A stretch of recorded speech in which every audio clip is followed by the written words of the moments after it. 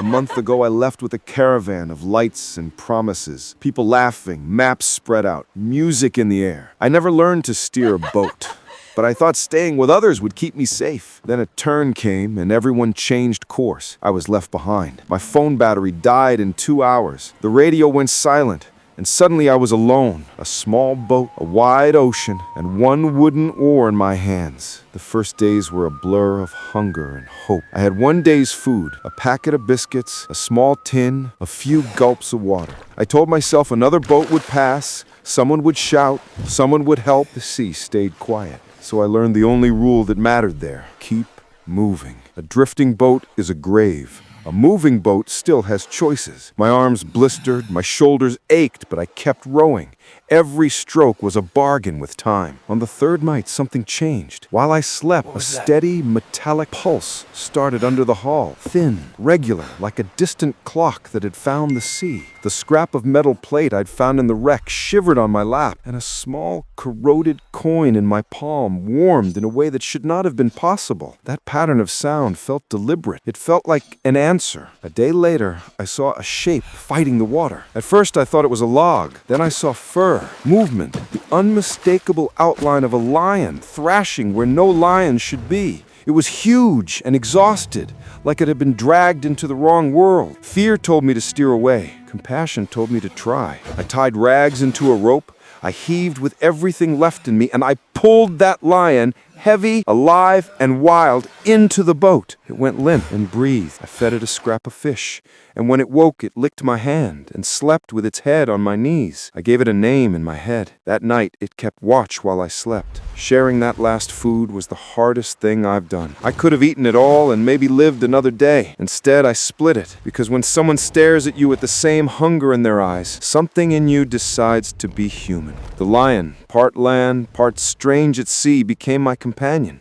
I rowed, it guarded. The little birds learned to steal biscuits, but sometimes they brought back small blessings too. We made a life of tiny trades with the sea, but the trouble escalated. Some mornings I opened a tin and found it ruined.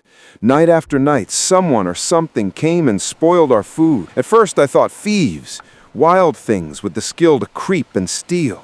I clanged metal, I threw stones into the dark, I tried to scare them away. Sometimes it worked, sometimes it didn't. Then I watched the water quietly, shadows moving beneath the surface in patterns, coming and going like they had a route to follow. This was not random theft, it was a system. So I changed my tactics. I stopped fighting blindly and started bargaining. I hid most of our food, but left a small, worthless scrap outside. Just enough for a curious mouth. I made simple sounds and signals that frightened some creatures and calmed others. Over days, something shifted. The ones who had been stealing began, on rare mornings, to leave larger fish at the boat's edge. They weren't leaving gifts, they were making a deal. Hunger had taught them to trade, and I learned to trade back. Then I looked again at the plate and the coin. The scratches and arrows weren't random. They were directions.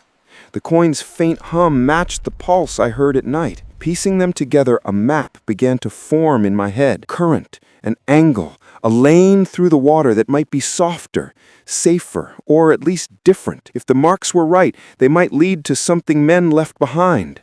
A wreck, gear, or a remnant of a project that had once worked here. I chose to follow the marks.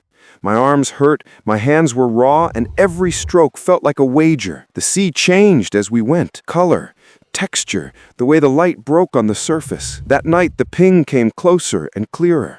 The plate vibrated in my lap. The coin warmed in my palm. Then a shadow passed under the hull, so large the boat rocked, and a soft light rose from below. The same glow I felt from the device I'd found. It was an answer, or a gate, glowing where the marks pointed. I found a floating bundle tangled with wires, and inside, broken, rusted but alive, a small device. It buzzed faintly and carried the same arrow marks as the plate. My heart beat hard. Why was this here? Who left it? The more I found, the more the ocean felt like a place humans had once tried to control and then abandoned. Pings, the spoiled food, the strange animal behavior, it all started to make a terrible kind of sense. Something man-made had changed this place, and now the wildlife had adapted around that change. A day later, I reached a derelict hull, half sunken and strewn with gear. A brittle logbook lay in the debris. Inked on its edge were 2 words, Project Echo. The rest of the pages were water-ruined clues, experiments, sensors, something left running for years. If Project Echo was a machine that sent pulses into the sea, then those pulses were still here, altering behavior, creating routes where animals fed and moved. That explained the patterns. That explained the spoiled food. The ocean was answering, but not to me. It was responding to the ghost of a project. That realization both scared me and gave me a direction. If there were people behind Project Echo, someone might know where to find help. If no one cared, then this whole place would stay a trap. Pocketed the device, held the plate close, and kept rowing toward the angle the mark suggested. On the way, the companion at my feet, who'd become less of a threat and more of a guardian, gave a low, uncertain sound as if to say, even he felt it. We were being watched. The watching grew obvious. One dawn, a small robotic hull appeared on the horizon, scanning like a curious animal. It pinged, and my device answered.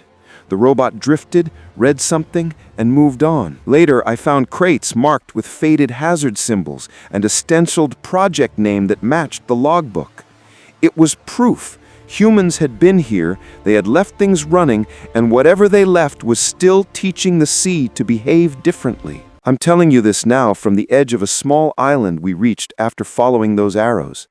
The device vibrates in my pocket even as I speak. The ocean's voice is louder here. We found a half-buried research platform, signs of hurried departure, and gear that still breathes faint signals into the dark. The truth is becoming heavier. Project Echo changed these waters, and whatever left echoes beneath the surface may be both a threat and a key. What happens next is the part I can't tell you yet because it's what I'm living. In part 2, I'll show you what we found on that platform, who noticed us out here, and whether the signals are a rescue beacon or the beginning of something worse. If you want to see how this ends, whether I get out of this sea alive, what Project Echo really was, and what becomes of the lion who saved me, subscribe now so you don't miss part 2.